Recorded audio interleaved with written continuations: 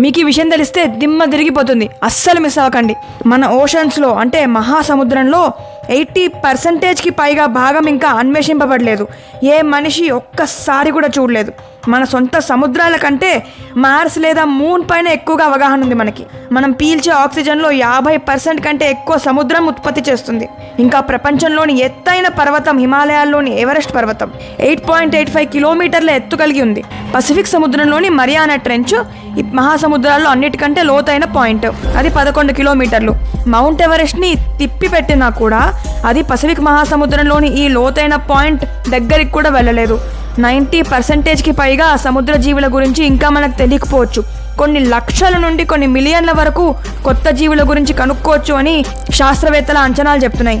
కానీ ఈ మధ్య నీళ్ల కాలుష్యం వల్ల సముద్రంలో కూడా కాలుష్యం పేరుకుపోయి ఈ జీవుల ప్రాణానికే ప్రమాదం రావచ్చు అని చెప్పి తెలుస్తోంది. మర్చిపోకండి, ఇలాంటి ఇంట్రెస్టింగ్ ఇన్ఫర్మేషన్